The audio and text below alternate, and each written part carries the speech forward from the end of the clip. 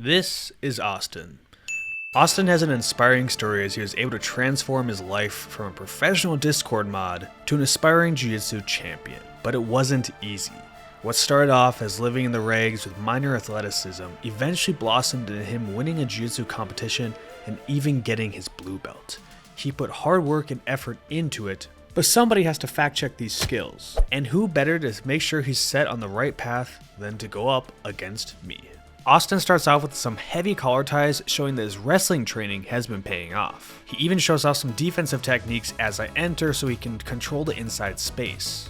I mess around with his defense by moving him and rotating while controlling his elbow and head, forcing him to shoot and then giving me a free sprawl. It's important backstory that Austin's trainer is a fellow YouTuber, Ryan, who's been caught in a guillotine or two of mine, and Austin is well aware of this. He studied the choke and realizes staying under me is certain death, but as he stands up, I pull him back down, throwing him into my famous spider web.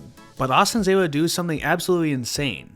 Even when I have one arm pinched to defend against his hand fight, he's still able to use his second hand to pull my grip off of his neck.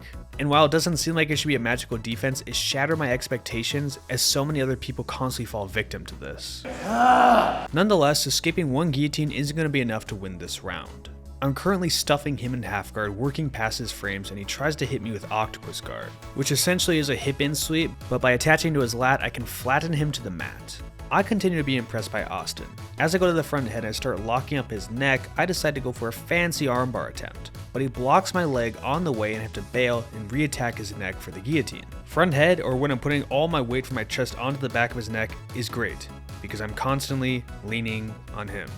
That pressure is going to break Austin and his shell starts to crack as he reaches for my leg, giving me an easy opportunity to snatch up an arm in guillotine. He wrote his own death wish by bringing the arm out so he doesn't have anything to hand fight, and I roll him over the mount to get a tap. Now, even though Austin looks like he's an active Discord mod with his Hello Kitty clothing, you'll see in this roll he ends up testing me.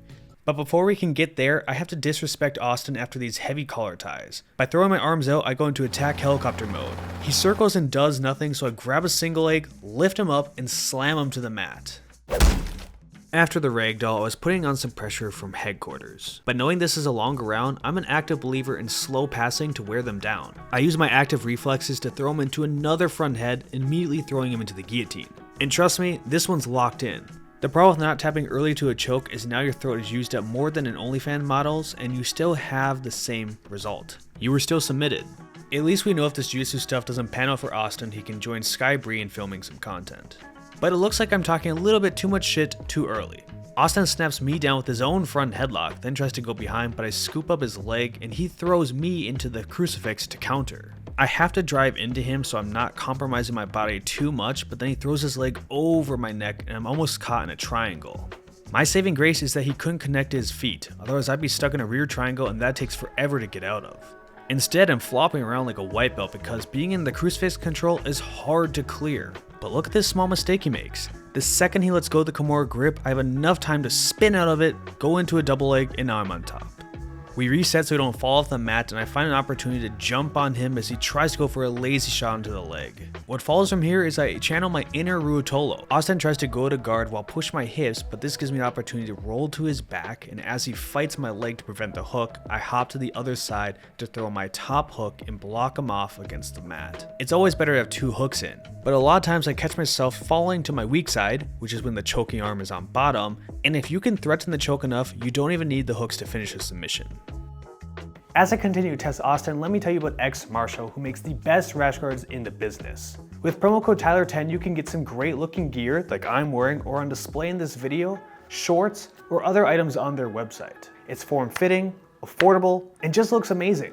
Plus, X Marshall gives back to the community, so by buying with them, you support some other athletes out there. And while you're at it, if you want to fill out your rash guards, you can also get protein from transparentlabs.com with promo code Tyler. Transparent Labs uses no filler ingredients, their protein is grass-fed, and I feel amazing on the mats when I'm using their supplements. Whether it be pre-workout, post-recovery, or just hydration drinks, I always feel my best when I'm using Transparent Labs. So if you want to get some great looking gear from X Marshall, but also fill out your new jiu-jitsu gear, make sure to check out my links below to get gear from xmarshall.com or transparentlabs.com.